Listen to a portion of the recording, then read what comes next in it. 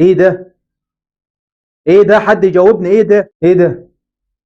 حتة لحم. احنا لو قاصدين نسمم اولادنا ونجيب لهم السرطان والامراض مش هنعمل كده. لو بنستغرب لما نلاقي عيل عنده 10 سنين وعنده سرطان في المعده او سرطان في الدم او تعبان من حاجه معينه، ما هم اللي بياكلوا لما بيشتريه من السوبر ماركت زي المنتج اللي في ايدي ده واللي هفتحه قدام حضراتكم دلوقتي، واللي للاسف لا اعرف بيتعمل من فين ولا اعرف بيتعمل ازاي ولا مين الشركه اللي بتعمله اصلا. منتج ما تعرفش عنه اي حاجه، حتى ملوش اسم. تخيل انا لما رحت اسال عن اسمه الولاد قالوا لي اسمه شابو.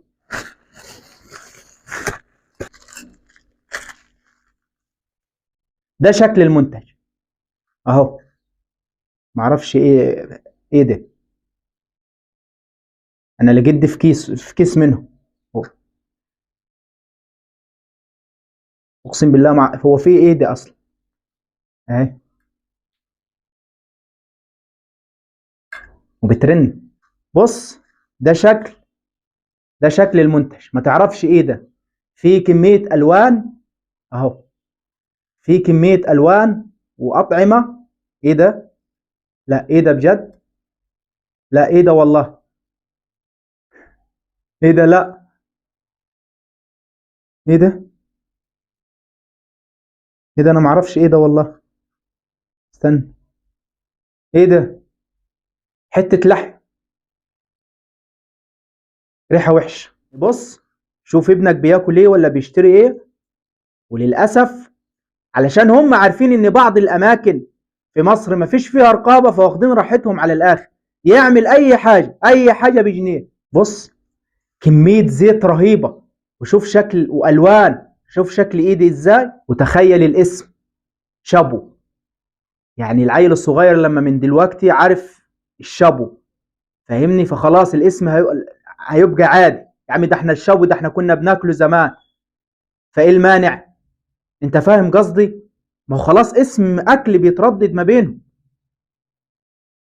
والله العظيم في شعر. ايه ده؟ انا عايز اعرف ايه ده برضو. اهو. ايه ده؟ ايه ده؟ حد يجاوبني، ايه ده؟ انت تخيل ده دول 3 اكياس بس. تخيل دول 3 اكياس وشوف لقينا فيهم ايه. ونقول لاولادنا بطونهم بتتعبهم من ايه، معدتهم وجعهم من ايه. ونستغرب لما عيل صغير ما كملش 10 سنين وعنده سرطان في المعده، عنده سرطان في الدم، تعبان، عنده مشاكل في معدته، جسمه عمال يظهر عليه حبوب وحاجات غريبه بسبب المأكولات، الحاجات اللي بياكلها. ايه ده بقى؟ معرفش. منتج شبكة في ايدي. الحاجات اللي زي دي مفيش منها غير الامراض. الحاجات اللي زي دي مفيش منها غير السرطانات. كمية زيت مهول الله اعلم معمول من ايه، ومنتج محدش فاهم، ومفيش شركة حتى نحاسبها، مفيش اسم شركة. يعني لو واحد من اولادنا مات بسبب كيس من ده او جاله اي مرض بسبب كيس من ده، ما تعرفش تحاسب مين. ما هو مفيش شركة، ما هو كيس كبير وفيه مجموعة اكياس صغيرين، الكيس منها بجنيه، منتج ملوش اي معنى. وحاجة اخر يعني انا معرفش، الريحة وحش، والاولاد بتاكله على اي اساس مش عارف، وفي اقبال عليه والله العظيم. الحاجات اللي زي دي هتموت اولادنا بدري. الحاجات اللي زي دي هتجيب لهم الامراض.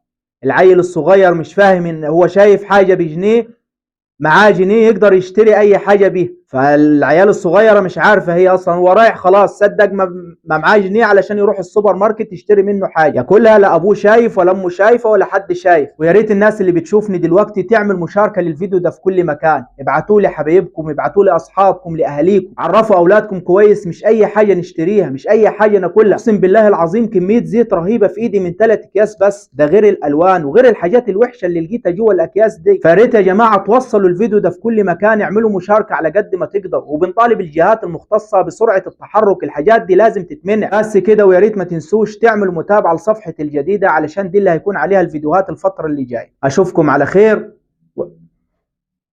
والسلام عليكم ورحمه الله وبركاته.